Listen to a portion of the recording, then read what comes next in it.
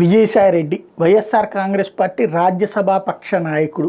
ఆయన రాజీనామా వాస్తవంగా ఇదివరకు పార్లమెంటరీ పార్టీ నాయకుడు, తర్వాత ఆయన్ని రాజ్యసభ పక్ష నాయకుడిగా పరిమితం చేసి పార్లమెంటరీ నాయకుడిగా సుబ్బారెడ్డి సాగుతున్నటువంటి సందర్భం. ఇట్లాంటి దశలో విజయసాయిరెడ్డి అలక వహించారు. అట్లాగే తాజాగా జరుగుతున్నటువంటి పార్టీకి సంబంధించినటువంటి కార్యక్రమాల్లో కూడా తనని పట్టించుకోవట్లేదు, పక్కన పెడుతున్నారు అన్నటువంటి ఆగ్రహంతో ఉన్నారు. అదే సందర్భంలో పదవి ఏదో ఒకటి ఇస్తున్నారు, ఇచ్చిన తర్వాత అది సరిగ్గా ఆచరణలో పెట్టే టైంకి పక్కకి పంపించేస్తున్నారు.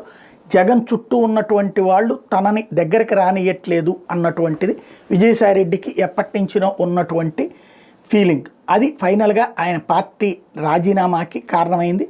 అయితే జగన్మోహన్ రెడ్డి ఫోన్ ఏమన్నా చేశారా అంటే రెండు కోణాలు వినబడుతున్నాయి. ఒక్క ఫోన్ కాల్ కూడా చేయలేదు. ఎందుకంటే విజయసాయిరెడ్డి అనే ఒక ఆడిటరు, ఆయన వ్యాపారాలకు సంబంధించినటువంటి వ్యక్తికి అంత పెద్ద పదవి ఇచ్చి, పార్టీలో కూడా అంత పెద్ద గౌరవం ఇచ్చి, నరేంద్ర మోడీ అమిత్ షాలతో డైరెక్ట్గా ర్యాపో మెయింటైన్ చేసే స్థాయి ఇచ్చి, ఆయన ఏం చెప్తే అంటే బీజేపీ వాళ్ళు ఇలా చెప్పారు అని జగన్కి ఎప్పుడు చెప్పినా సరే అది అమలు చేసేయండి అని చెప్పేటంతటి గౌరవం ఇస్తే చెప్పా పెట్టకుండా రాజీనామా చేశాడు. అట్లాంటి ఆయనతో మాట్లాడేది ఏంటి అని చెప్పి జగన్మోహన్ రెడ్డి చెయ్యలేదు అన్నటువంటిది, ఫోన్ చెయ్యలేదు అన్నటువంటిది.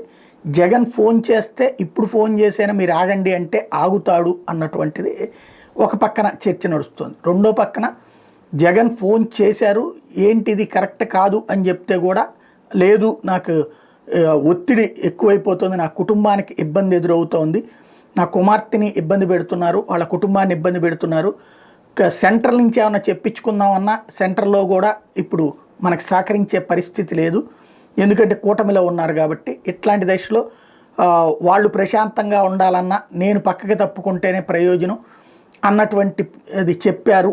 ఆయన ఈ ఒత్తిడిని తట్టుకోలేకనే రాజీనామా చేస్తున్నాను. ఇప్పటికే ఆ ఈడీ కేసు కొత్తగా పెట్టారు.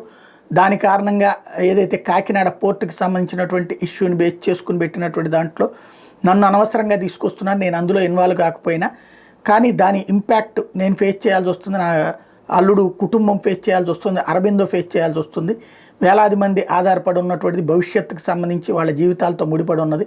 ఇలాంటి ఇబ్బంది పెడుతూ ఒత్తిడి చేస్తున్న నేపథ్యంలో నేను తప్పుకుంటున్నాను, అర్థం చేసుకోండి అని చెప్పారు అన్నటువంటి మాట వినబడుతోంది.